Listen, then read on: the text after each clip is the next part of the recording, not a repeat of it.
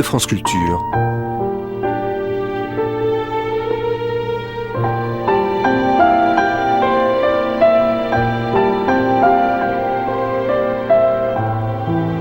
France Culture la nuit, une mémoire radiophonique.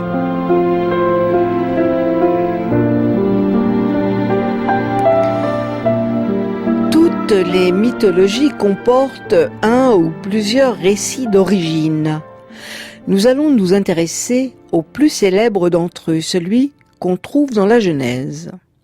Il impressionne surtout par ses effets de vérité, en ce qu'il désigne la parole comme la source de toute vie, et en effet, l'histoire du monde, de l'univers, de l'humanité et de chaque homme commence toujours par une parole sans laquelle rien n'existe. Mais c'est aussi ce récit qui dénonce le crime comme étant à la base de l'organisation sociale, en faisant de Caïn le fondateur de la ville et de l'espèce humaine. Si aujourd'hui les travaux savants, comme par exemple ceux de Thomas Romer, titulaire de la chaire Milieu biblique au Collège de France, vous pouvez lire son palpitant La Bible, quelles histoires, publié chez Fayard, permettent de dégager à la fois la vive singularité du livre de la Genèse et ce qu'il doit aux autres mythologies, ce récit reste un des plus beaux qui soit. En 1976, Philippe Nemo et Claude Métras avaient enregistré une émission sur la Genèse avec deux exégètes, l'un juif, Elie Wiesel, l'autre chrétien, Michel Lestienne. Alors Yahvé Elohim forma l'homme, poussière provenant du sol, et il insuffla en ses narines une haleine de vie, et l'homme devint âme vivante. L'homme connut Ève, sa femme, elle conçut et enfanta Caïn. Après ces événements, il advint que l'Élohim éprouva Abraham. Il lui dit « Abraham ». Il dit « Me voici ». Il dit « Prends donc ton fils, ton unique, celui que tu aimes, Isaac. Va-t'en au pays de Moria, et là, offre-le en holocauste sur l'une des montagnes que je te dirai. »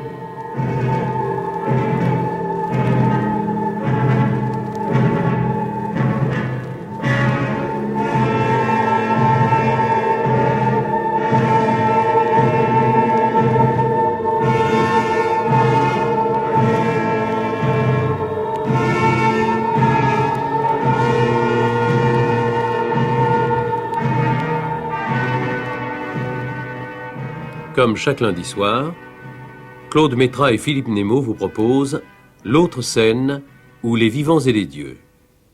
Aujourd'hui, la Genèse, la chute, Caïn et Abel, Abraham et Isaac, par Philippe Nemo, avec Michel Lestienne et Elie Wiesel, et les voix de Marianne Ricoste et Claudine Giraud. Mise en onde, Albert Morin.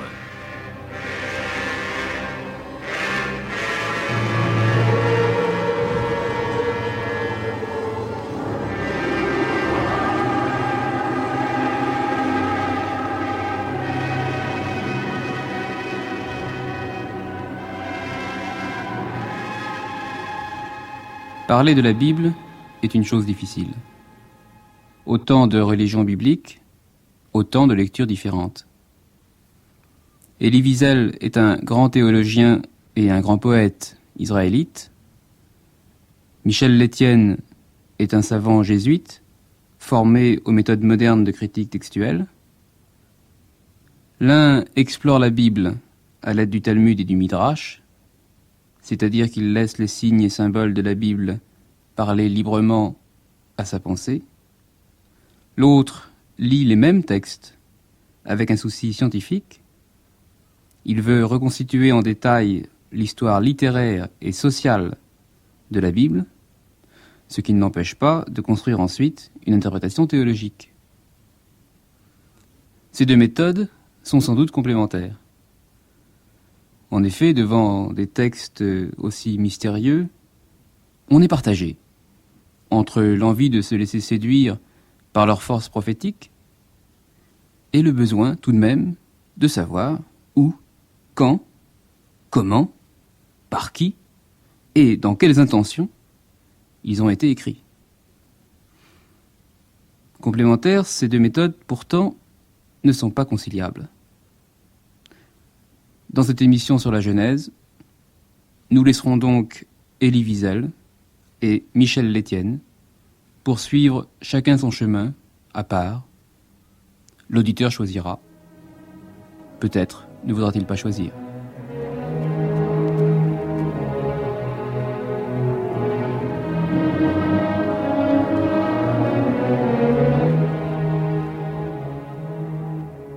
Au jour où Yahvé Elohim fit la terre et les cieux, il n'y avait encore sur la terre aucun buisson des champs, et aucune herbe des champs n'avait encore germé. Car Yahvé Elohim n'avait pas fait pleuvoir sur la terre, il n'y avait pas d'homme pour cultiver le sol. Mais un flot montait de la terre et arrosait toute la surface du sol. Alors, Yahvé Elohim forma l'homme, poussière provenant du sol, et il insuffla en ses narines une haleine de vie, et l'homme devint âme vivante.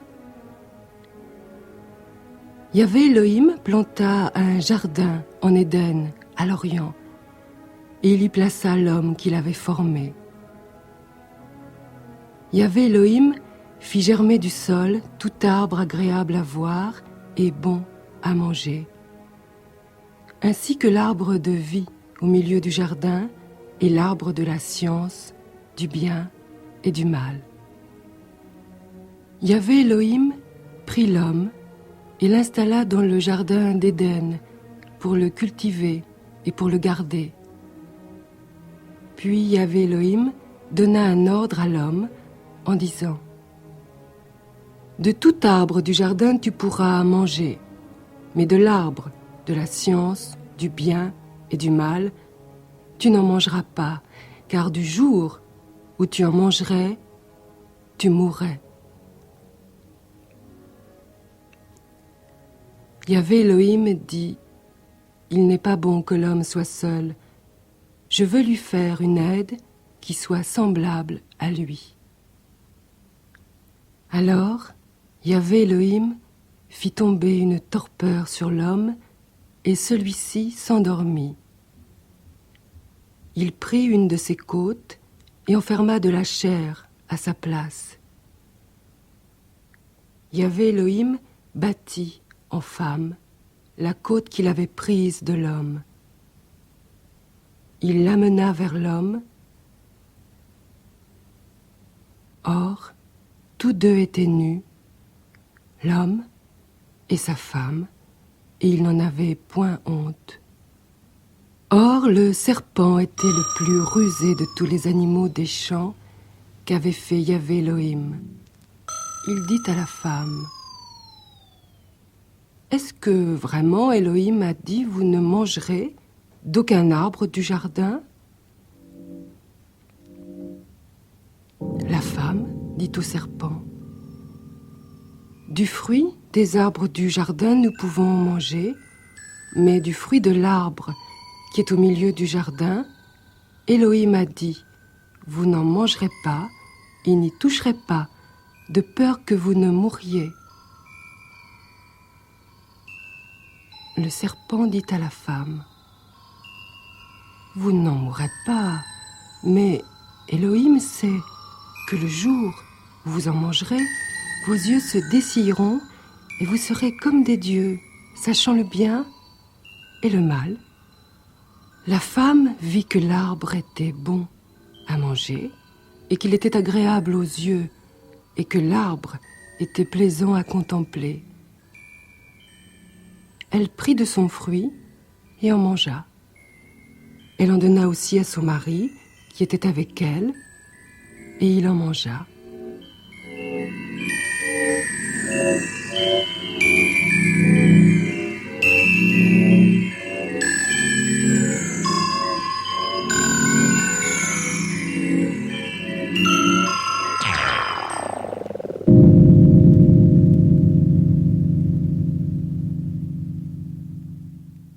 Élie Gisèle, dans la Genèse, le serpent dit à la femme de manger le fruit de l'arbre de la connaissance du bien et du mal, et il lui dit, étant donné que Dieu avait prévenu l'homme et la femme de ne pas en manger, que s'ils en mangeaient, ils mourraient, le serpent dit, pas du tout, vous ne mourrez pas, mais Dieu sait que le jour où vous en mangerez, vos yeux s'ouvriront et vous serez comme des dieux qui connaissent le bien et le mal.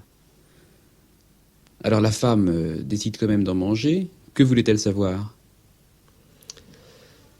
Ça dépend du point de vue, finalement, n'est-ce pas ? Dans la Bible même, la femme était rebelle.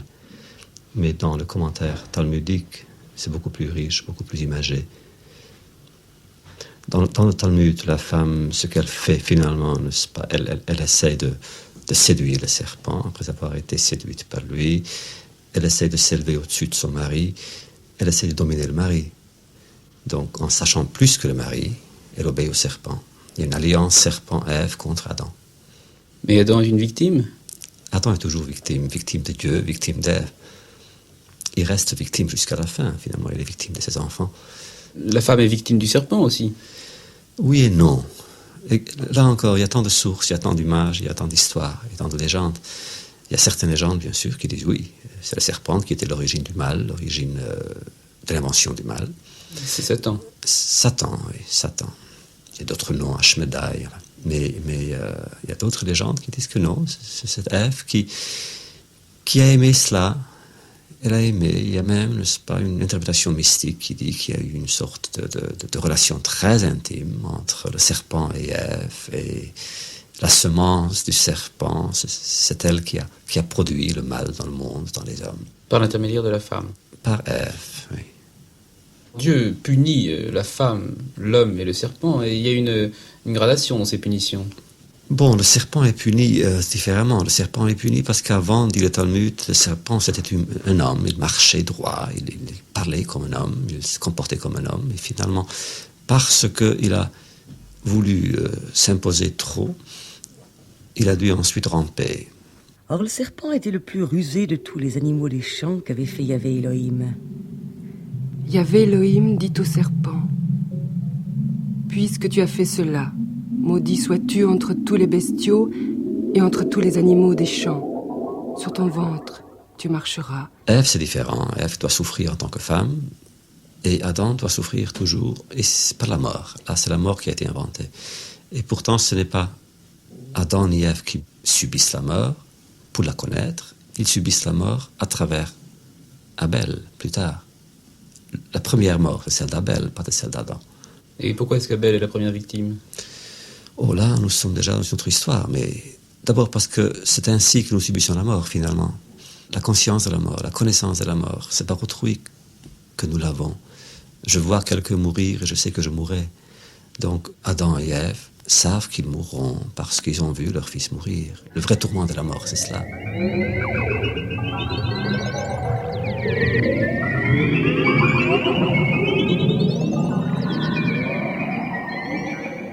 Yahvé Elohim dit à la femme, « Qu'est-ce que tu as fait ?»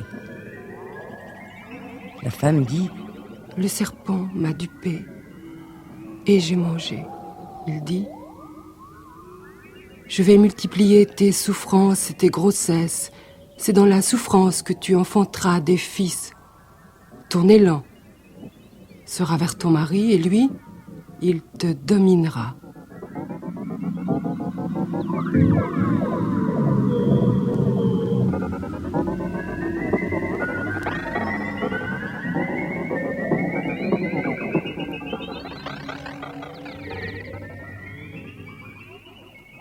Michel Létienne, vous êtes jésuite, mais vous êtes également centralien. Vous avez donc reçu une formation scientifique et je crois que cette formation ne vous a pas été inutile pour les travaux que vous faites depuis quelques années, à savoir l'étude exégétique et historique de la formation des livres de l'Ancien Testament. La Genèse fait partie des 5 premiers livres qui débutent ce gros livre qu'est la Bible. Quand on entend ces récits, on se demande, mais qui donc les a écrits ? Quand ça ? Et pourquoi ? En fait, cette question que vous posez, c'est une question qui est une question relativement récente. C'est-à-dire, c'est une question qui, dans ces termes, a commencé à se poser, disons, au XVIIe siècle environ.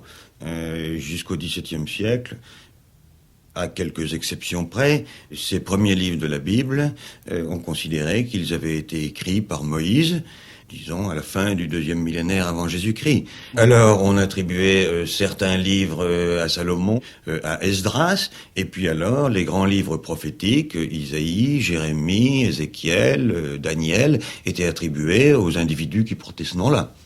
On admet pratiquement, généralement aujourd'hui, que ce livre d'Isaïe, qui comporte 66 chapitres, ce livre d'Isaïe a été écrit par au minimum 3 auteurs. L'un qui est l'Isaïe de l'histoire, qui a vécu au tournant du 8e au 7e siècle avant Jésus-Christ, et par 2 autres auteurs qui vivaient, eux, au moment de l'exil du peuple d'Israël à Babylone, c'est-à-dire au cours du 6e siècle. Qu'est-ce qui s'est passé lorsque les premiers exégètes critiques ont commencé à mettre en cause l'attribution traditionnelle de la Torah ou Pentateuque à Moïse ? Un homme, par exemple, comme Richard Simon, qui pourtant était très modéré dans ses critiques, finalement, lorsqu'il a écrit l'histoire critique du Vieux Testament, publié avec l'approbation de ses supérieurs, ce Richard Simon a fini par être renvoyé de l'ordre des oratoriens et son livre a été mis au pilon. J'ai l'impression que beaucoup de motivations ont dû jouer à cette époque-là, je serais incapable de préciser. C'est plutôt, n'est-ce pas, quand arrive une tempête, on ne change pas, on maintient tout. Et c'est ce qui s'est passé au début de ce 19e siècle, où lorsque la critique biblique, justement, s'est développée énormément, eh bien, l'Église a voulu maintenir absolument les positions qui étaient traditionnelles. On a maintenu les 7 jours de 24 heures de la création, etc. Et en même temps, il faut reconnaître qu'on a fondé l'Institut biblique à Rome pour que des études puissent être poussées, et des études critiques concernant la formation des écrits bibliques. Mais en même temps, on a maintenu le statu quo. La critique biblique implique des transformations de la foi et de la manière dont on peut concevoir la révélation biblique. Mais elle ne l'exclut pas du tout. Elle implique simplement une transformation, une compréhension nouvelle de ce que veut dire le mot révélation, de ce que veulent dire les termes parole de Dieu, inspiration, etc. Mais elle n'exclut pas du tout. Il s'agit là d'une autre approche, oui.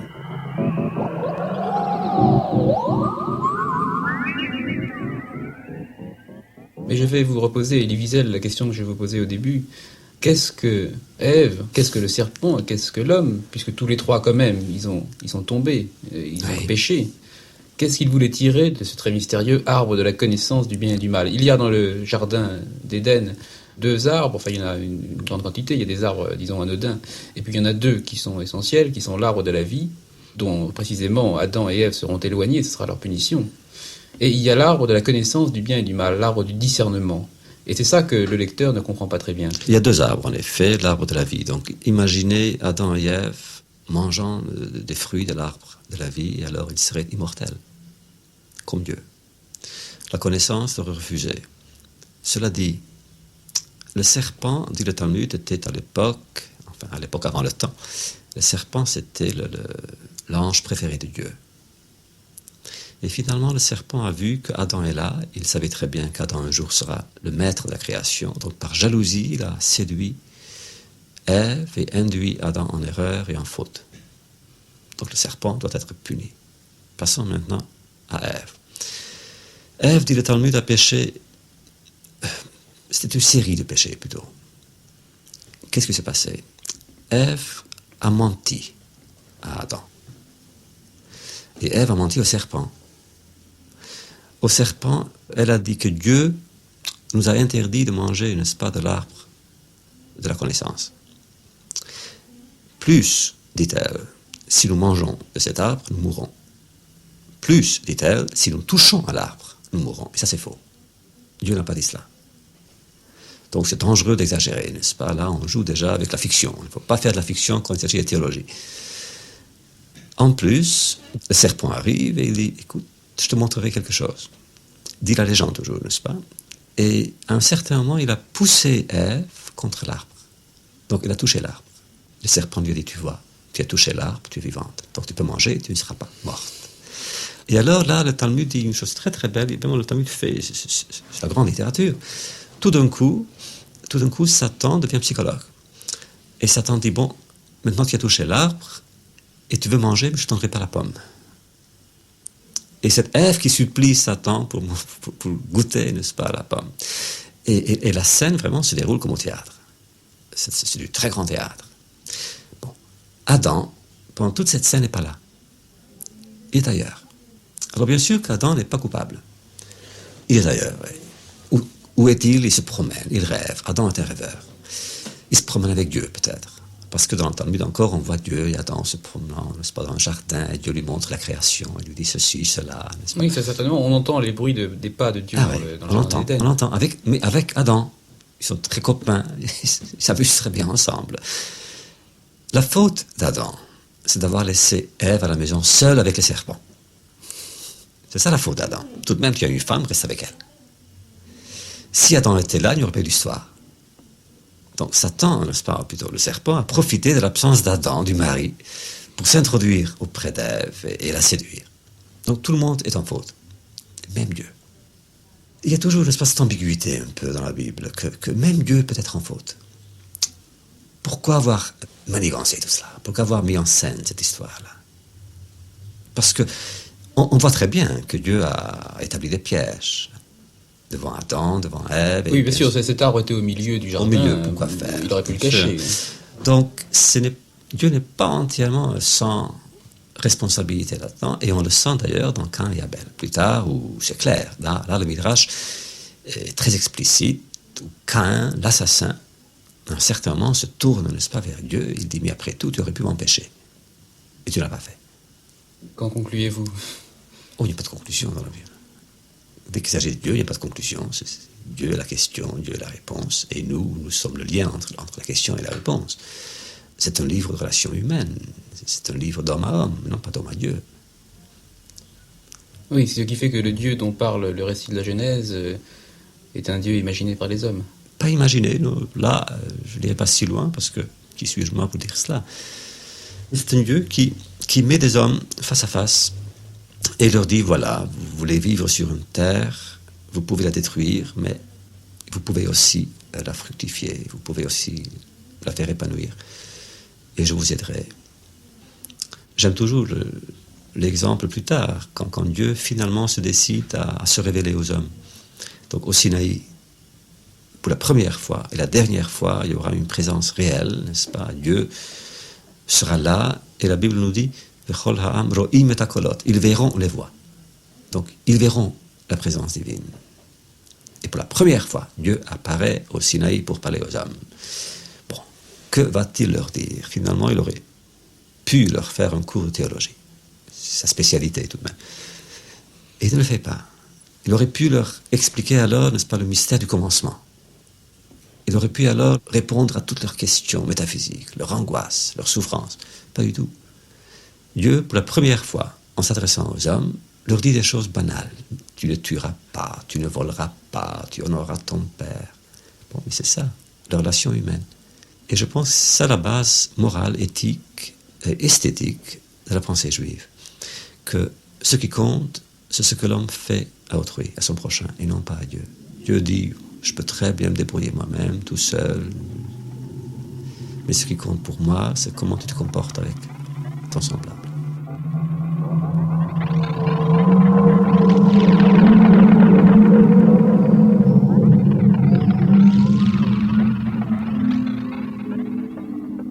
À l'homme, il dit, parce que tu as écouté la voix de ta femme et que tu as mangé de l'arbre, au sujet duquel je t'avais donné un ordre en disant, tu n'en mangeras pas. Maudit soit le sol à cause de toi. C'est dans la souffrance que tu te nourriras de lui tous les jours de ta vie. Il fera germer pour toi épines et ronces, et tu mangeras l'herbe des champs. À la sueur de ton visage, tu mangeras du pain jusqu'à ton retour au sol, puisque c'est de lui que tu as été pris. Car tu es poussière, et tu retourneras poussière. Car tu es poussière, et tu retourneras en poussière.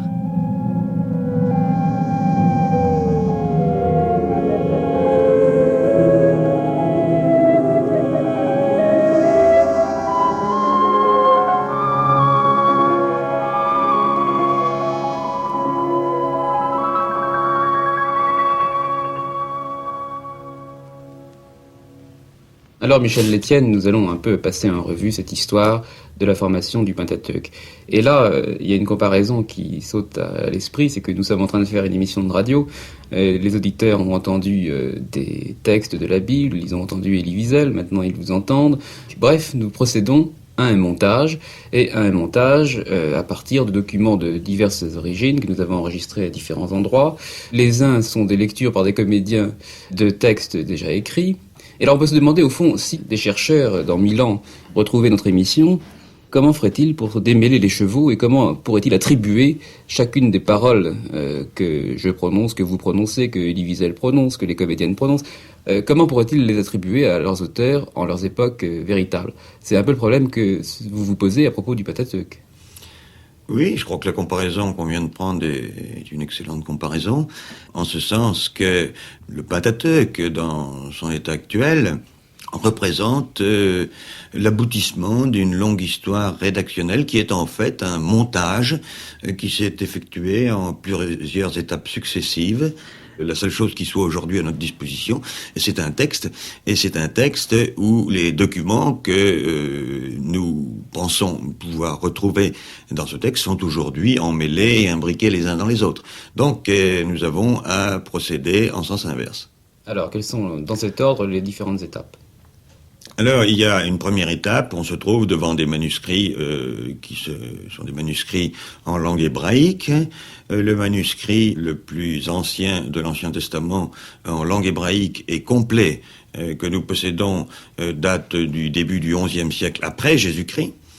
Mais on possède des morceaux, des fragments plus ou moins importants du texte hébreu de l'Ancien Testament qui remontent à l'époque de Jésus, à l'époque romaine, soit au 1er siècle avant, soit au 1er siècle après Jésus-Christ. Ce sont ceux qui ont été trouvés dans la grotte de Qumran. C'est-à-dire, il y a très peu de temps, dans les années 1947-48, oui.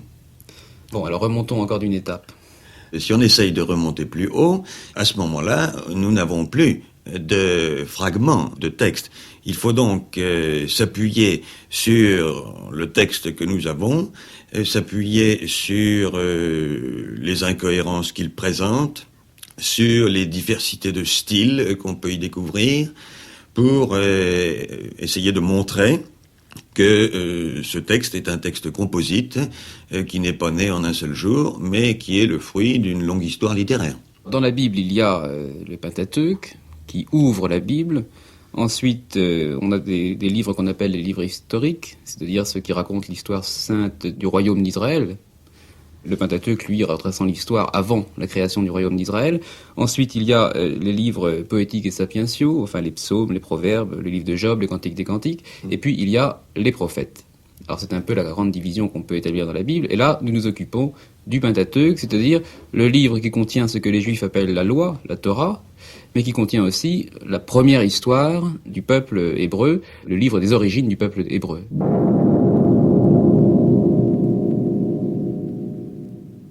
L'homme connut Ève, sa femme. Elle conçut et enfanta Caïn. Elle dit : j'ai acquis un homme grâce à Yahvé. Elle enfanta ensuite son frère Abel. Abel fut pasteur de petit bétail et Caïn cultivateur du sol. Du point de vue des bases historiques sûres, la période qui précède la période monarchique possède un statut tout à fait différent de celle qui la suit. Quand on dit, eh bien, l'histoire d'Israël, il y a eu les patriarches, puis la descente en Égypte, puis la sortie d'Égypte, les événements du Sinaï, la traversée du Jourdain et la conquête de la terre promise, on suit là le récit et qui nous en est fait dans le Pentateuque et dans le livre de Josué et des Juges. Mais évidemment, ces livres représentent un montage de petites unités indépendantes, et ce que nous risquons de prendre pour une succession d'événements historiques est en fait un montage qui peut véhiculer un certain nombre de données historiques, mais dont l'ordre de succession est suspect du fait qu'il s'agit d'un montage. Pour la période qui suit alors la constitution d'une monarchie en Israël, c'est-à-dire à partir de David c'est l'an 1000. À partir de 1000 avant Jésus-Christ, là, il y a dans la Bible, on voit apparaître dans notre texte des pièces d'archives. On a une armature chronologique qui est pas toujours complètement exacte, mais qui peut être contrôlée par des documents qui proviennent des archives assyriennes ou babyloniennes, etc. Donc le statut des textes qui servent de base à la reconstitution de l'histoire d'Israël change complètement à partir de l'établissement de la monarchie davidique en 1000 avant Jésus-Christ. Pour la période qui précède, les documents qui nous informent sur elle sont des documents qui relèvent pour beaucoup du genre littéraire, du récit populaire, et donc qui sont sujets à caution dans leur emploi par l'historien. Alors à plus forte raison, les récits de la création du monde.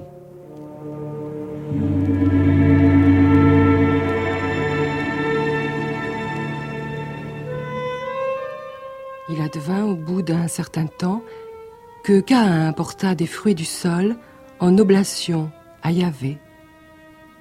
Abel, de son côté, apporta les premiers-nés de son petit bétail avec leur graisse.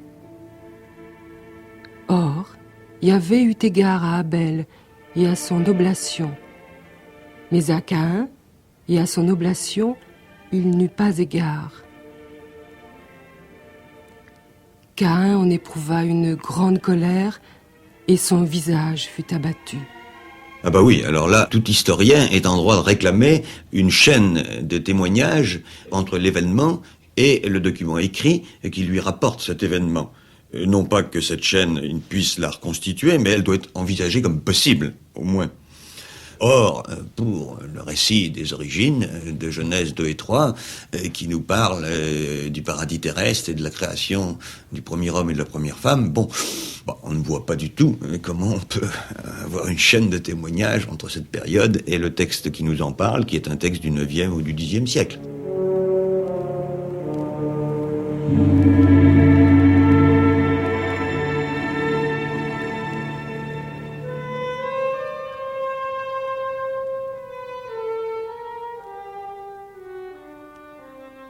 Alors Yahvé dit à Caïn, « Pourquoi éprouves-tu de la colère?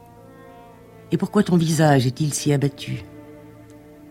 Si tu agis bien, ne te relèveras-tu pas? Que si tu n'agis pas bien, le péché est tapis à la porte. Son élan est vers toi, mais toi, domine-le. » Caïn dit à Abel, son frère, « Allons au champ. »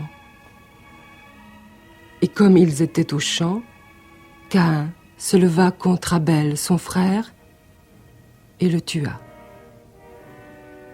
Yahvé dit à Caïn, « Où est Abel, ton frère ?»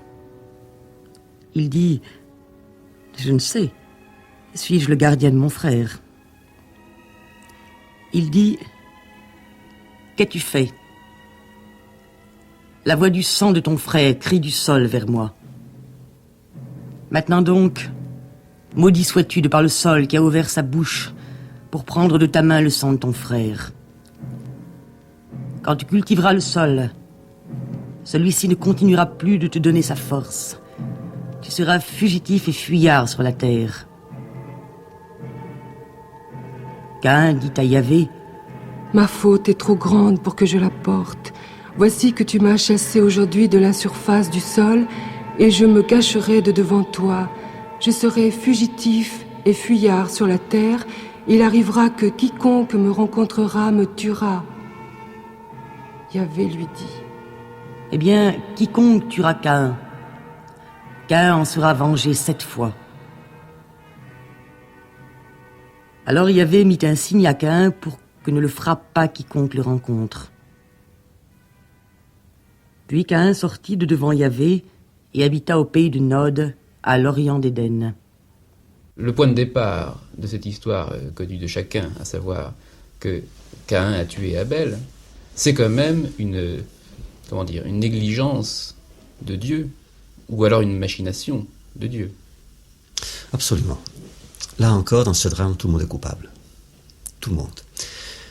Commençons par Caïn. Bien sûr qu'il est coupable, il a tué. Il n'aurait pas dû tuer, il a tué. Continuons par Adam et Ève. Les parents sont encore en vie. Après tout, où sont-ils? Ils ont 2 enfants. Et les enfants se disputent, se querellent. Et Adam ne dit rien. Et Ève ne dit rien. Pourquoi? Pourquoi n'essaie-t-il pas de faire la paix entre les enfants? Pourquoi Adam n'intervient-il pas auprès de Dieu pour accepter l'offrande de Caïn? L'absence des parents est déroutante, inquiétante. Mais comme vous dites, Dieu aussi, là, on ne le comprend pas. Mais pourquoi as-tu refusé l'offrande de Caïn? Mais même Abel, moi je pense que même Abel est coupable, un peu fautif, parce que, quand vous lisez le texte, vous voyez très bien que l'idée des offrandes vient de Caïn. C'est Caïn qui a eu donc l'impulsion sacrée, l'impulsion si belle, de donner quelque chose.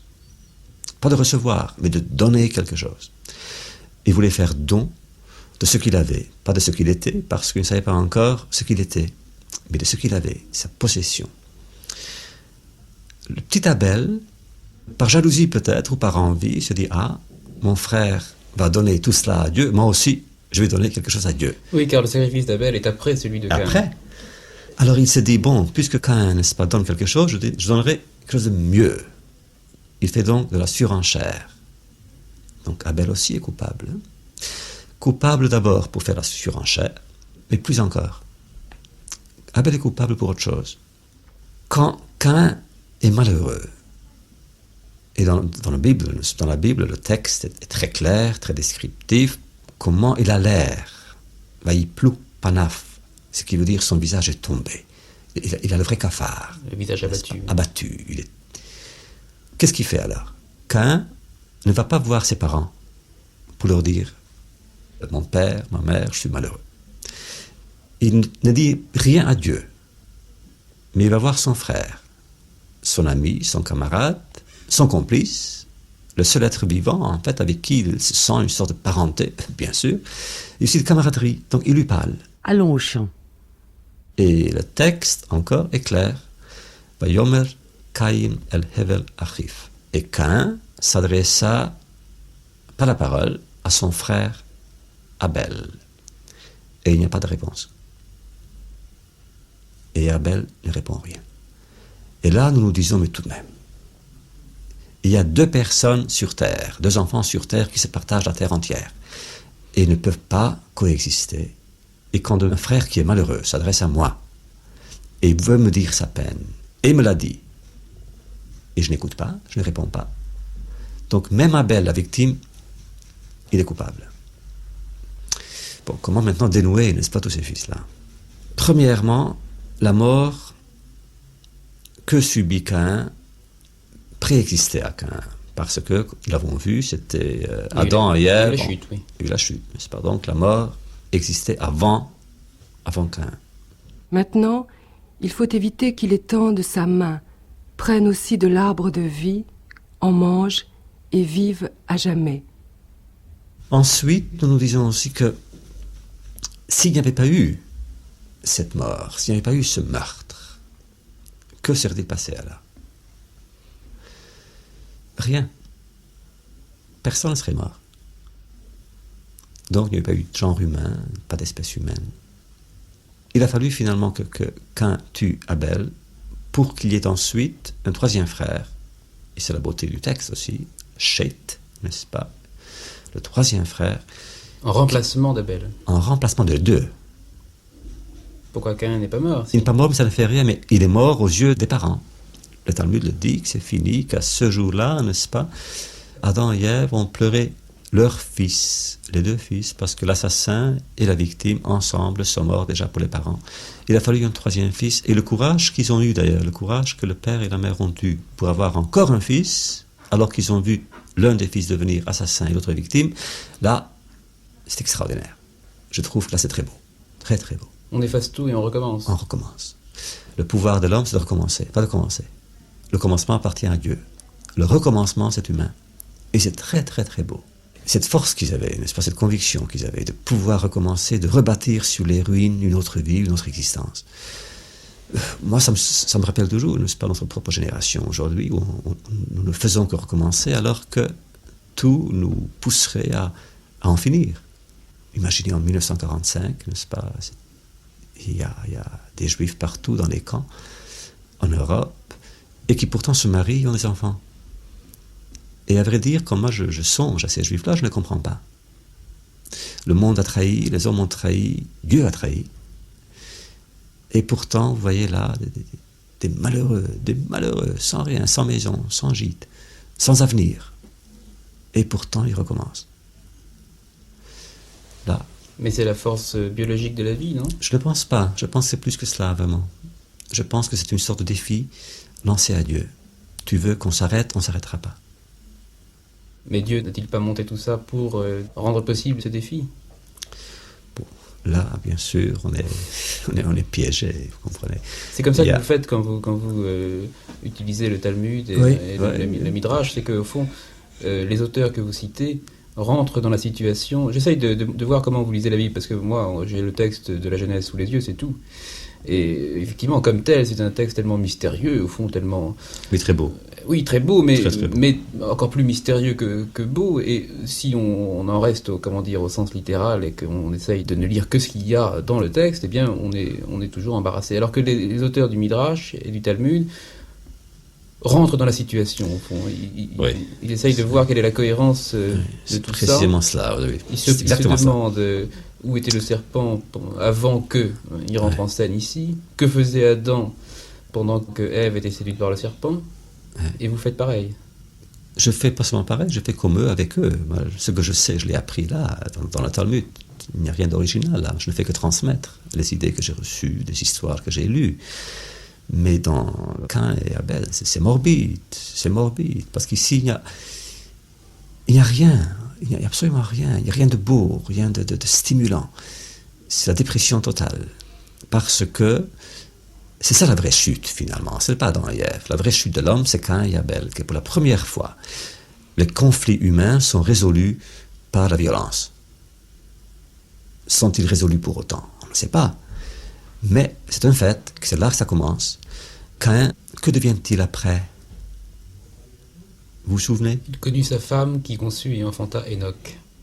Il devint un constructeur de villes. Voilà, constructeur de villes. Vous vous rendez compte? Caïn dans les villes. Il y a du Caïn dans chacun de nous, dans les villes. Donc Caïn, n'est-ce pas, c'est le citoyen urbain par excellence. Oui, il a commencé par tuer celui qui les gênait, et ensuite il fonde des villes. Il fait des villes. Toute ville est fondée sur le meurtre des pasteurs qui habitaient avant. Justement, et c'est pas beau, n'est-ce pas? Donc c'est un chapitre qui nous gêne d'ailleurs. Et il y a très peu de choses dans la Bible, dans le Talmud, sur Caïn et Abel. Très peu. Beaucoup moins que sur n'importe quoi. On sent, on est gêné. Parce que même Caïn, qui est l'assassin, est une victime. Et alors, dans le Midrash, et même dans le Zohar, n'est-ce pas, on trouve des sources d'une beauté surprenante, à vous couper le souffle. Caïn qui dit à Dieu, mais comment pouvais-je savoir, moi, qu'en frappant mon frère, je le tuerais? Je ne savais pas que la mort existait. Et puis, c'est toi qui as arrangé la situation, dit Caïn. C'est toi qui m'as mis en face de mon frère pour le tuer. Alors qu'est-ce que tu veux? Ou bien il dit, tu pouvais m'empêcher finalement. Etc., etc. Et vous savez que Caïn, les arguments de Caïn sont valables. On l'accepte. Caïn n'est devenu, vous savez, le personnage abject, le symbole du meurtrier, que, au temps talmudique, plus tard, au 2e, 3e siècle, pas avant. Parce qu'on le comprend et on le plaint. Ma faute est trop grande pour que je la porte. Voici que tu m'as chassé aujourd'hui de la surface du sol. Et je me cacherai de devant toi. Je serai fugitif et fuyard sur la terre. On le plaint. On commence par le plaindre avant d'en faire le personnage maudit. Oui, parce qu'il est malheureux. Il dit d'ailleurs dans le texte même de la Genèse, et c'était là-dessus que je voulais vous interroger maintenant, alors Caïn dit à Yahvé qui vient de le condamner à ne plus recevoir les fruits du sol, lui qui est un cultivateur, alors que son frère était un pasteur, il dit à Yahvé, ma peine est trop lourde à porter. Vois, tu me bannis aujourd'hui du sol fertile, je devrais me cacher loin de ta face, et je serai un errant parcourant la terre, mais, alors ça c'est absolument extraordinaire. Il arrivera que quiconque me rencontrera me tuera. Oui, bien sûr. Ce qui n'est pas arrivé d'ailleurs, parce que Dieu le protège. Oui, c'est ça. Son propre crime le protège. Et finalement, ceux qui l'a tué, ce sont son arrière-petit-fils. Par hasard. La seule description de Caïn que nous avons, en fait, c'est par son arrière-petit-fils Lémech, aveugle, qui l'a tué par hasard. Caïn, maintenant, il est coupable, bien sûr, pour avoir tué, mais aussi, moi, je pense qu'il est coupable pour ne pas avoir parlé. Parce que Caïn aurait pu parler, il aurait pu dire ça à Dieu. Écoute, tu sais, Dieu, j'ai toutes les raisons du monde de détruire le monde. Parce que dans le Midrash, vous savez, on dit que ce que Caïn vraiment voulait faire, pour le justifier un peu, il voulait restituer le chaos original, initial, dans le monde. Donc, ramener à zéro le vide, en finir avec la création. Et je pense que Caïn aurait dû plutôt s'adresser à Dieu pour dire, écoute, tu sais, je suis malheureux. Tu m'as fait une injustice terrible. Je m'écœure moi-même à cause de toi. Donc, j'ai tous les droits et toutes les raisons du monde pour détruire la vie et en finir avec l'histoire humaine. Mais je ne le ferai pas. Et il bâtit des villes. Il bâtit des villes. Oui. Parce que quand il dit ma peine est trop lourde à porter, moi je pense un peu à Job, qui dit exactement la même chose. C'est trop lourd pour que je puisse supporter ce qui m'arrive. Oui, c'est trop lourd pour une personne, bien sûr. En fait, ce que ça veut dire, c'est pas que ça dépasse ma personne. C'est trop lourd pour un seul homme, c'est trop lourd pour un seul être, pour une seule mémoire. Donc il faut que ça enveloppe le genre humain, c'est ça que Caïn voulait dire. Donc il y a du Caïn dans l'homme. Sauf que Job est universel et Caïn ne l'est pas. La Bible d'ailleurs, c'est bien arrangé pour cela, comme vous vous souvenez, au bout de quelques générations, l'histoire de Caïn s'arrête. Et on recommence, et il est Toldot Adam. Et voici le livre des origines des hommes. Et tout d'un coup, on ne parle plus de Caïn. Et toute trace de Caïn est disparue. Donc la faute originelle chez nous n'existe pas. Sauf dans certains textes. On a trouvé un très beau texte dans le Midrash, un très très beau texte, qu'un jour, le roi Salomon reçoit la visite d'Ashmedai, qui est le roi des diables, le roi des démons, qui dit, aimerais-tu rencontrer le fils de Caïn? Et Salomon dit oui. Alors il rencontre Caïn. Et l'image talmudique, imaginez, l'image talmudique de Caïn, c'est de Picasso. 3 yeux, 6 oreilles. Et il dit, mais où habites-tu? Il dit, oh, j'habite moi dans le fin fond de la terre, dans les entrailles de la terre. Est-ce qu'il y a du soleil chez vous? Il dit, bien sûr. Et il se couche à l'est et il se lève à l'ouest, etc., etc., etc. Et là, j'habite là.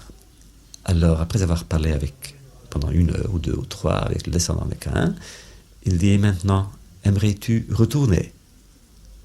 Et le descendant de Caïn dit, oui, j'aimerais. Alors le roi Salomon dit au roi des démons, bon, ramène-le.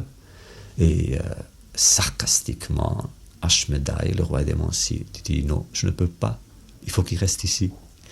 Je pouvais très bien, j'avais le pouvoir de l'amener ici, mais non de le ramener. Alors Salomon, qui est tout d'un coup en présence de Caïn pour toujours. Mais c'est une légende. Autrement, Caïn a disparu entièrement. Mais alors, il y a une petite contradiction quand même dans ce que vous dites, parce que Caïn disiez-vous tout à l'heure, fonde des villes après son meurtre, et vous vouliez laisser entendre par là que, au fond, la violence et le meurtre sont à l'origine même de la vie sociale, et dans la vie sociale dans ce qu'elle a de plus civilisé, à savoir la ville. Mais par ailleurs, l'humanité actuelle ne descend pas de Caïn, mais de Seth.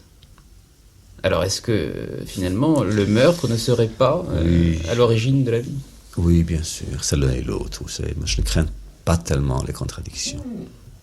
Les contradictions sont dans la Bible, c'est dans le Talmud, mais ce que nous essayons de faire, c'est de les assumer, non pas de les concilier. Ouais. C'est beau, il y a un tas de textes, je peux vous citer des milliers de textes qui sont contradictoires, et là.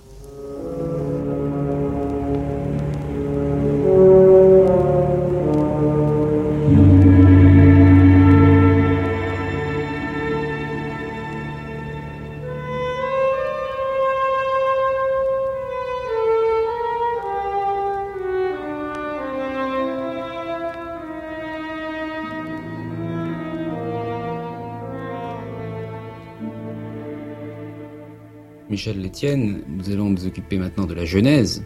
Et la Genèse part de la création du monde et de l'homme par Dieu, et elle va jusqu'à la descente du peuple hébreu en Égypte.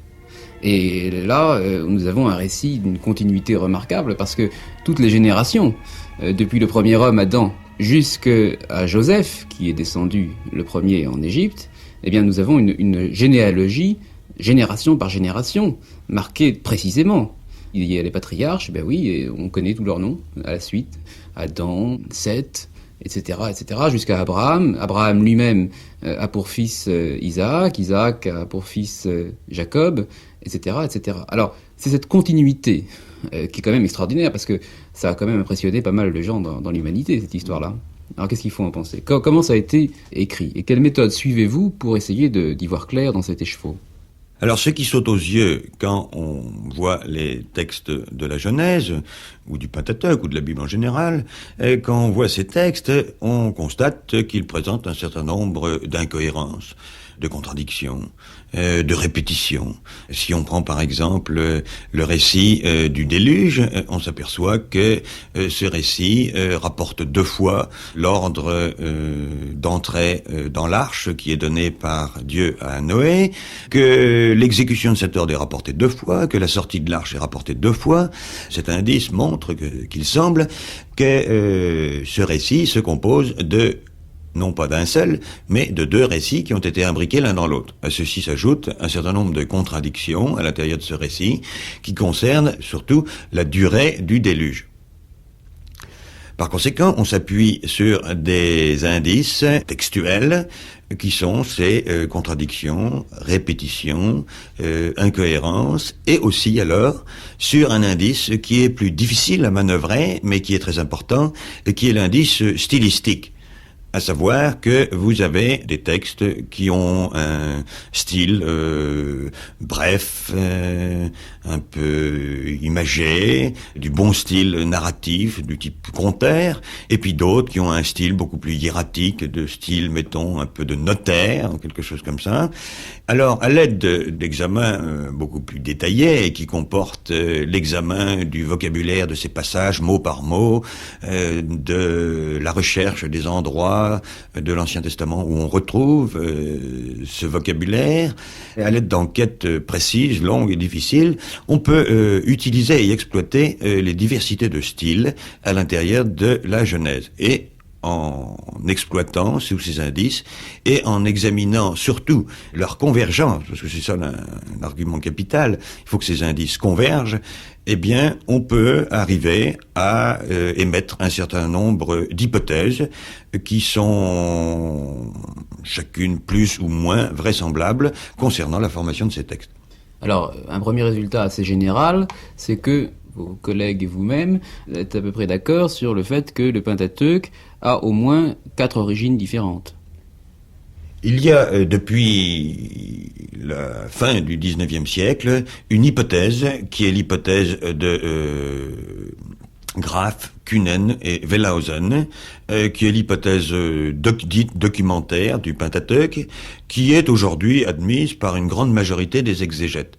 bien qu'ils divergent sur certains points particuliers.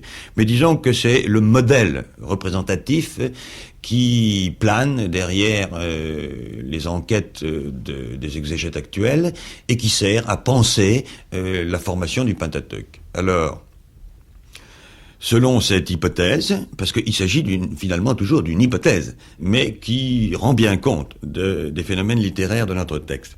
Selon cette hypothèse, le Pentateuque se compose d'un document qu'on appelle le document yaviste.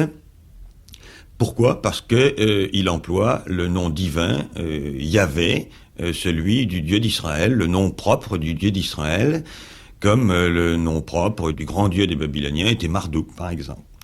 Donc ce document yaviste, c'est le plus ancien.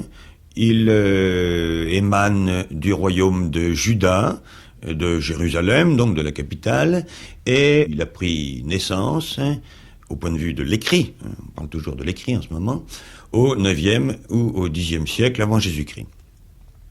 Ceci, c'est le document le plus ancien, le yaviste. Il y a un autre document qu'on appelle le document élohiste, parce que il emploie le nom divin Elohim pour désigner la divinité, Elohim qui en hébreu veut dire tout simplement Dieu. Ce n'est donc pas un nom propre, c'est un nom commun. Ce document élohiste a été très vraisemblablement écrit, non pas dans le royaume de Juda, mais dans le royaume du Nord, c'est-à-dire dans le royaume frère de celui de Juda, ce royaume qui s'est séparé de lui à la mort de Salomon. Il a été écrit dans ce royaume, vraisemblablement, dans la première moitié du 8e siècle avant Jésus-Christ. Donc il faut compter un écart d'un siècle ou un siècle et demi entre le document yaviste et le document élohiste. Alors ces deux documents ont ensuite été rassemblés. Alors, ces documents ont été rassemblés au 7e siècle par un rédacteur qui a travaillé, n'est-ce pas, comme un monteur, et qui a ensuite ajouté du sien. Il a pris des éléments du document yaviste, il a pris des éléments du document élohiste, mais il a ajouté aussi des passages de son cru, des petits commentaires, une ou l'autre prière, etc.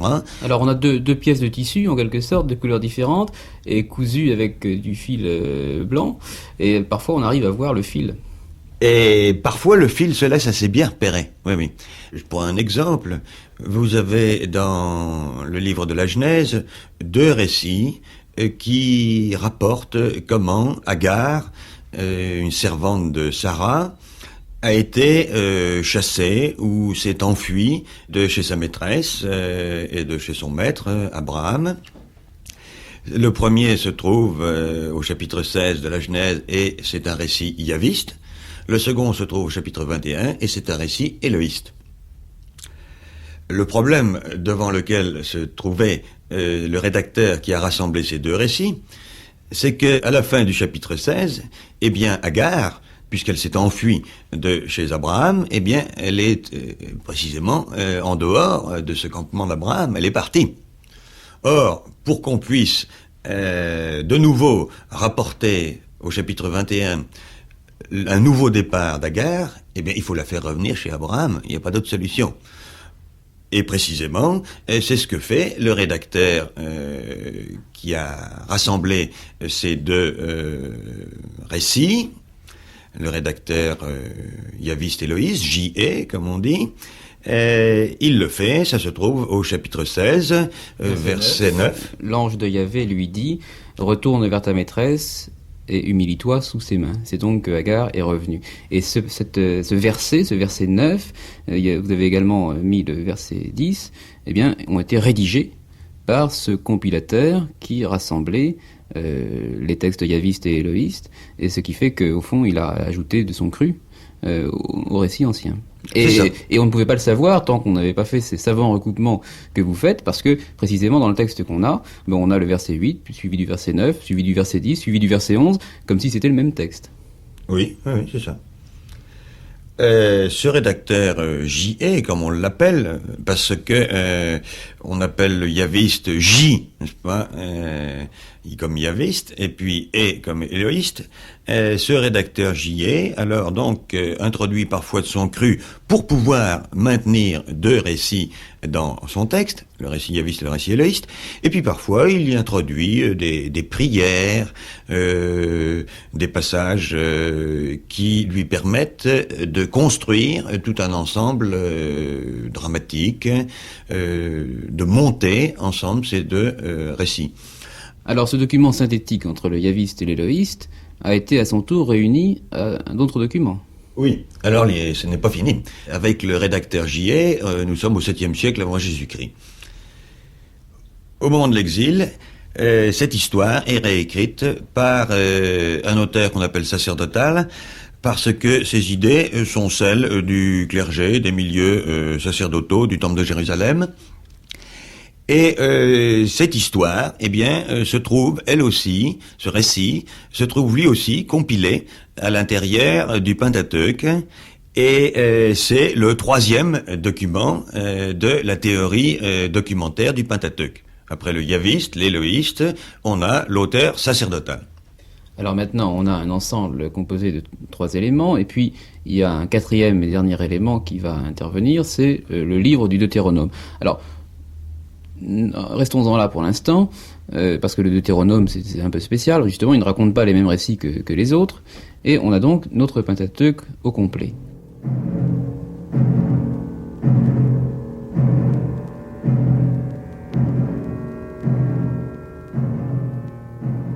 Après ces événements, il advint que l'Élohim éprouva Abraham. Il lui dit « Abraham ». Il dit « Me voici ». Il dit « Prends donc ton fils, ton unique, celui que tu aimes, Isaac. Va-t'en au pays de Moria, et là, offre-le en holocauste, sur l'une des montagnes que je te dirai. » Mais maintenant, il faut peut-être revenir en arrière, Michel Létienne, parce que ces récits, yavistes, éloïstes, sacerdotal, est-ce qu'ils sont nés un beau jour sous la plume d'un scribe qui était inspiré, ou bien est-ce qu'il y a encore des documents plus anciens, et est-ce que ces documents plus anciens sont écrits ou est-ce qu'ils sont oraux? Oui, on aborde maintenant, après le problème de l'étape littéraire de la constitution de l'Ancien Testament, l'étape orale ou pré-littéraire de cette formation. Parce que le yaviste et l'éloïste sont les deux documents très vraisemblablement écrits, ou s'ils n'étaient pas écrits, ils étaient transmis en tradition orale, mot à mot, n'est-ce pas? Disons que j'étais écrit, ça revient au même, qu'ils soient transmis en transmission orale complètement fixe, ou qu'ils soient transmis par écrit. Ces deux documents sont les textes les plus anciens que nous possédons. Mais il repose sur des traditions orales qui remontent à des époques antérieures au 9e, 10e siècle pour le yaviste et 8e siècle pour l'éloïste.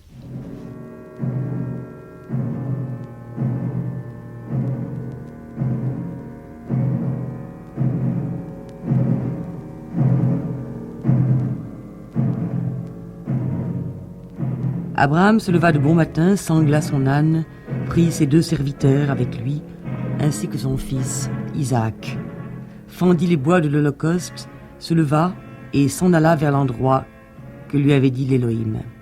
Mais, dans le cadre de la transmission orale des unités littéraires de l'Ancien Testament, il faut compter surtout avec une transmission de petites unités littéraires et non pas avec des grands ensembles littéraires comme celui du yaviste qui raconte toute l'histoire depuis les origines de l'humanité jusqu'à la conquête de la terre promise par les Israélites, voire même peut-être jusqu'au début de la monarchie davidique. C'est un énorme ensemble littéraire, tandis que dans cette transmission orale plus ancienne, il faut tabler d'abord sur une transmission de petites unités narratives qui racontent une petite histoire qui boucle en elle-même.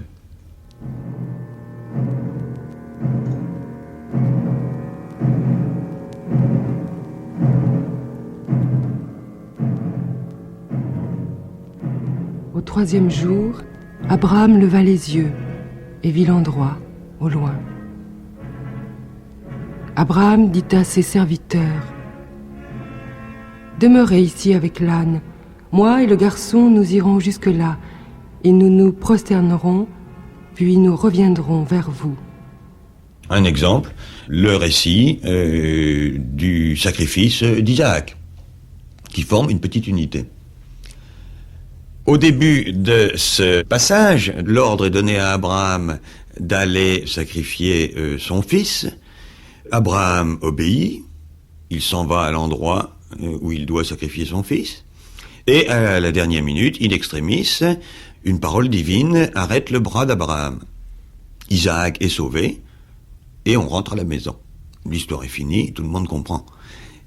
Et ces petites unités littéraires, la plupart du temps, ont leur contrepartie dans d'autres civilisations que la civilisation israélite.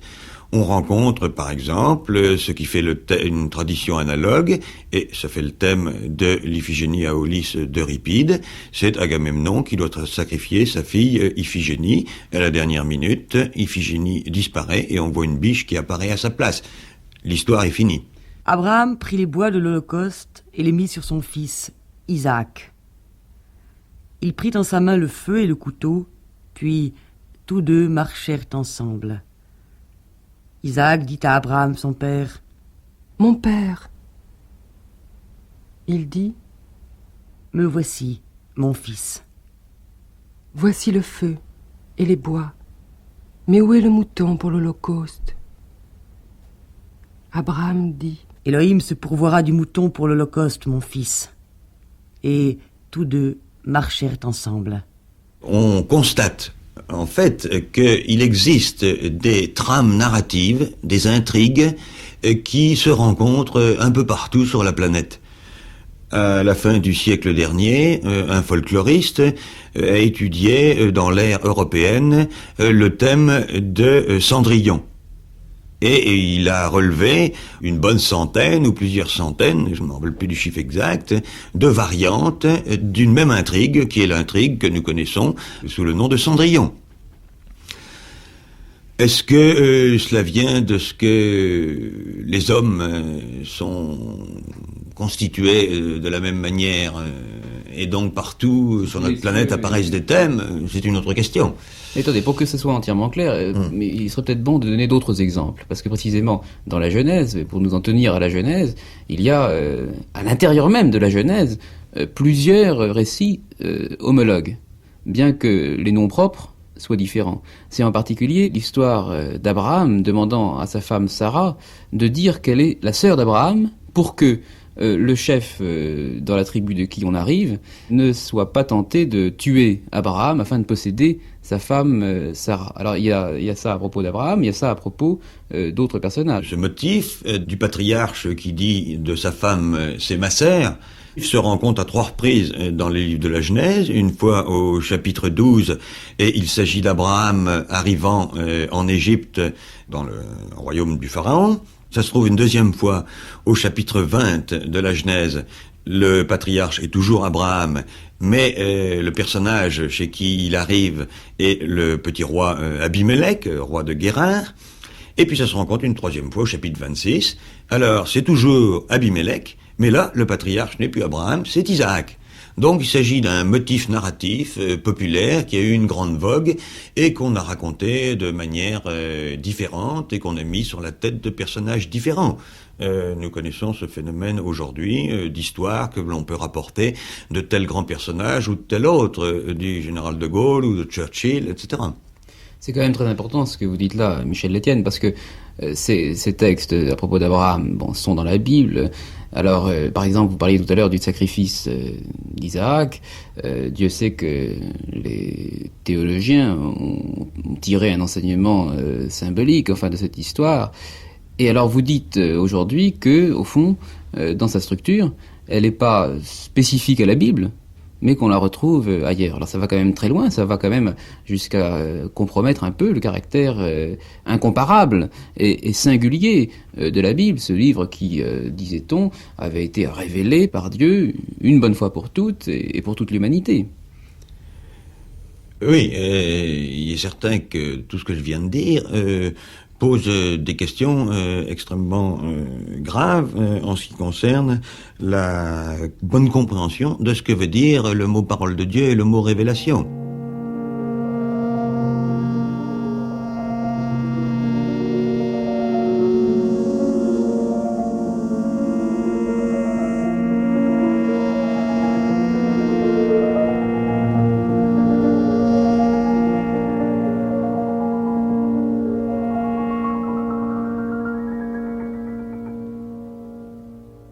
ויהי אחר הדברים האלה, ואלוקים נישא את אברהם, ויאמר אליו, ויאמר הנני.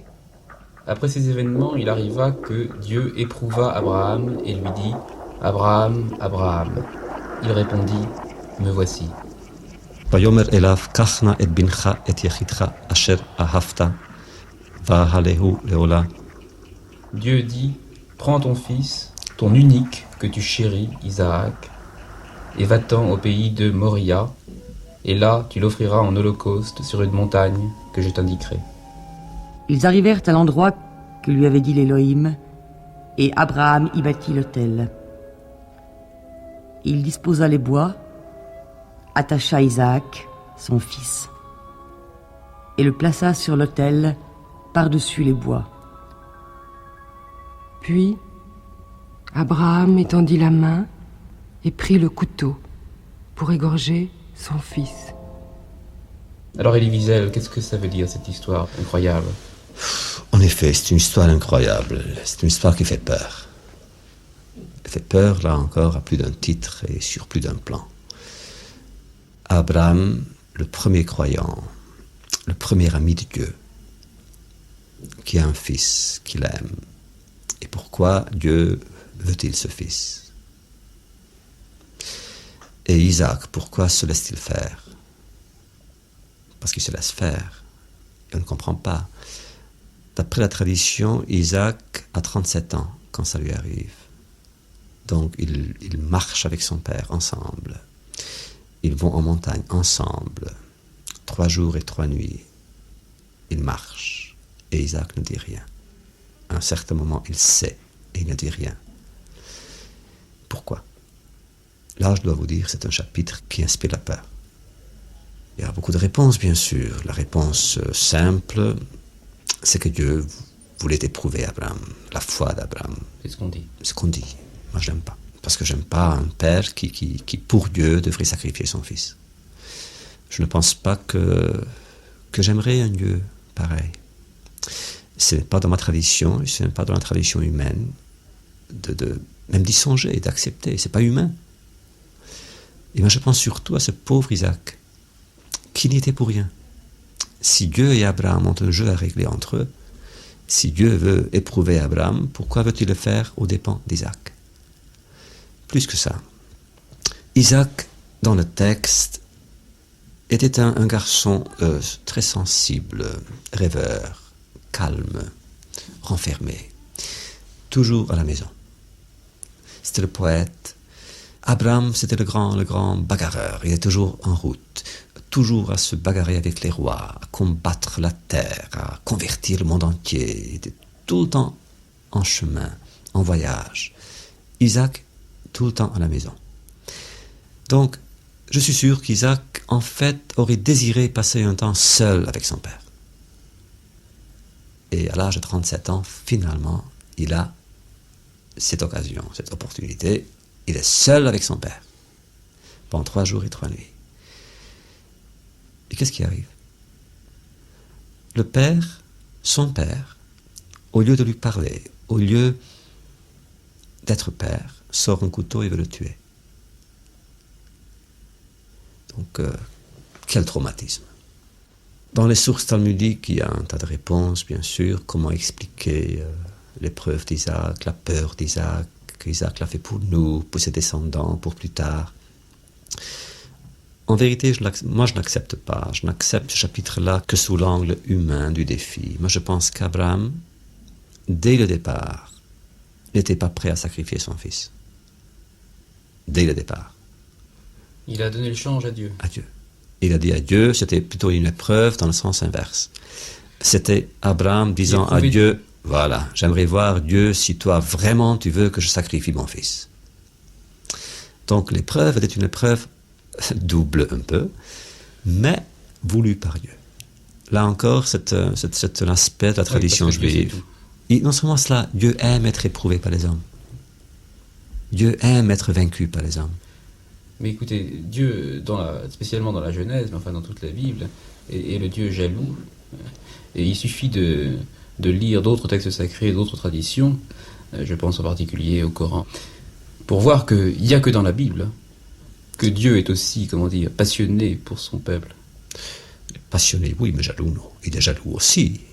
Mais en même temps, il est miséricordieux aussi. Enfin, mais quand je dis jaloux, c'est pas au sens, je comprends, pour dire cruel du terme, c'est au sens d'une passion, amoureuse, et avec d'explicites images qui comparent le rapport de Dieu et de l'homme avec le rapport de l'homme et de la femme. Oui, moi je vous cite le Talmud, bien sûr, parce que je préfère ensuite avoir la collection, si vous voulez, n'est-ce pas, l'effet collectif du Talmud, qui donne à la Bible, n'est-ce pas, le monde, l'imagination, la littérature, la légende. La tradition juive veut que la loi soit donnée par Dieu, mais c'est à l'homme de l'interpréter. Il appartient à l'homme d'interpréter la loi, et c'est l'interprétation de l'homme qui compte. Et finalement, c'est elle qui compte pour Dieu aussi. Dans le Talmud, c'est comme ça. C'est nous qui interprétons la loi, la volonté, le dessein de Dieu, et Dieu doit se soumettre. C'est nous qui décidons, c'est nous qui déterminons. Donc, si le Talmud dit, n'est-ce pas, une chose, Dieu n'a qu'à se soumettre. Mais moi, vous voyez, dans ces chapitres-là, ce que je pense à Abraham, donc, pour réhabiliter Abraham, pour le rendre plus humain, et je pense à Isaac aussi. Je pense à Isaac parce que son nom est très bizarre. Que signifie-t-il ? Yitzhak en hébreu veut dire « il rira ». Il rira ? Oui. Un nom si bizarre. Le personnage le plus tragique de l'histoire juive et humaine a un nom qui ne lui va pas du tout. Alors bien sûr, dans le texte, ou si vous voulez, dans l'écriture, c'est Sarah, la mère, qui donne le nom à Isaac. Dans la Bible, c'est toujours la mère qui donne le nom. Et c'est elle qui donne le nom, vous vous souvenez comment, en disant que Abraham lui dit, tu auras un fils. Sarah dit quoi? Mais on se moquera de moi, je suis trop vieille. Kol hashomeya Yitzhak li. Qui écoutera se moquera de moi. N'est-ce pas? Mais ensuite, l'élément du rire revient très souvent. Abraham a ri aussi d'ailleurs. Tout le monde a ri. Tout le monde a ri. Donc finalement, ce rire est resté dans le nom d'Isaac. Et je dois vous dire que moi, ça m'effraie et ça me fascine en même temps. Quoi? Lui, Isaac, et là encore... C'est le seul à ne pas rire. Et qui ne rit jamais. Au contraire, c'est un poète. C'est lui qui a inventé la prière de Mincha, de l'après-midi. C'est le seul qui n'a jamais changé de nom. Abraham a changé de nom. D'Abraham à Abraham. Jacob a changé de nom. De Jacob à Israël. Le seul qui n'a pas changé, c'est Isaac. Sarai aussi. Et Sarai, oui, en effet. Pas Isaac. Et Isaac, parce que c'est l'élément du rire qui reste une sorte d'éternité là-dedans. Il rira toujours pour l'avenir. Moi, je pense qu'Isaac, c'était le premier survivant à un holocauste. Et le terme, d'ailleurs, dans la Bible est un holocauste. Dieu exigea Isaac en holocauste. Oui, comme une bête. Oui. Le premier holocauste, c'était celui d'Isaac. Donc, Isaac qui a survécu à son holocauste. Et pourtant... il lui en est toujours resté quelque chose. Oui. Jusqu'à la fin, toujours. Traumatisé. Mais pourtant, il rira. Il faut savoir rire. Il faut apprendre à rire. Et je pense que c'est une leçon. Moi, je vois toujours une leçon pour les siècles à venir, pour l'homme. Que par-delà la tragédie, par-delà le désastre, il faut savoir rire. Mais rire au sens le plus beau, le plus humain. Pas contre, mais pour. Cela dit, il faut vous dire aussi qu'il y a Il y a un autre texte dans le Talmud qui est déroutant, qui suggère le contraire. Quand vous lisez l'Écriture, après le drame, donc Abraham a gagné, et Dieu a dû révoquer l'ordre. Mais l'ange de Yahvé l'appela du haut des cieux et dit « Abraham !» Abraham, Il dit « Me voici !» Il dit « n'étends pas la main sur le garçon et ne lui fais rien, car maintenant je sais que tu crains Élohim et que tu ne m'as pas refusé ton fils, ton unique. » Abraham leva les yeux et vit qu'il y avait un bélier pris dans la broussaille par ses cornes. Abraham alla prendre le bélier et l'offrit en holocauste à la place de son fils. Et finalement, Dieu dit d'accord, je prendrai un autre à ta place, un animal, un bélier. Le texte dit « Vayashav Abraham el Ne'araf » et Abraham retourna vers les siens, vers ses serviteurs. Et quand vous le lisez dans l'original, vous voyez que le terme est singulier, au singulier. Abraham revint vers ses serviteurs. Ils se levèrent et allèrent ensemble à Bersabée. Mais Isaac, jusque-là, c'était toujours au pluriel. Abraham et Isaac sont allés ensemble, au pluriel. Et tout d'un coup, c'est au singulier. Ah, alors peut-être que toute l'histoire n'avait été que imaginée par Abraham. Non. Toute l'histoire dit un texte, malheureusement, a mal terminé. L'intervention de l'ange est venue trop tard. On ne joue pas avec des choses comme ça.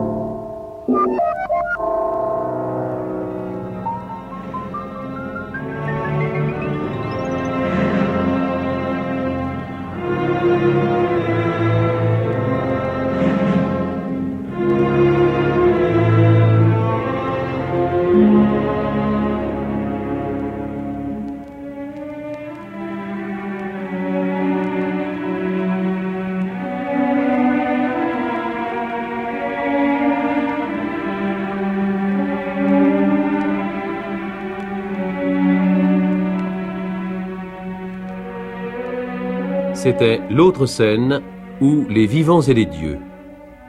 Aujourd'hui, la Genèse, la chute, Caïn et Abel, Abraham et Isaac, par Philippe Nemo, avec Michel Létienne et Élie Wiesel, et les voix de Marianne Ricoste et Claudine Giraud.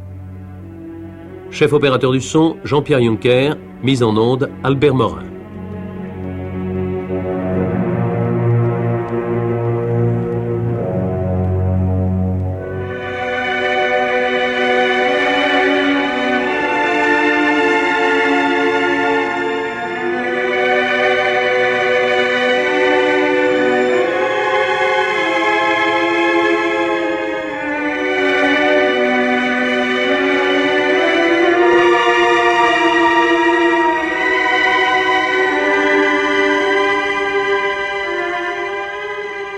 Cette émission a été diffusée pour la première fois le 20 décembre 1976.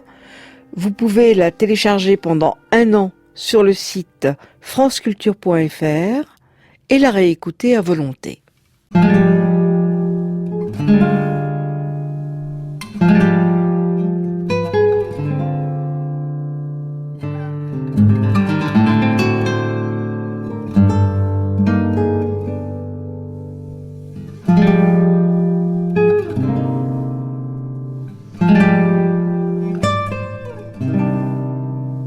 Thank you.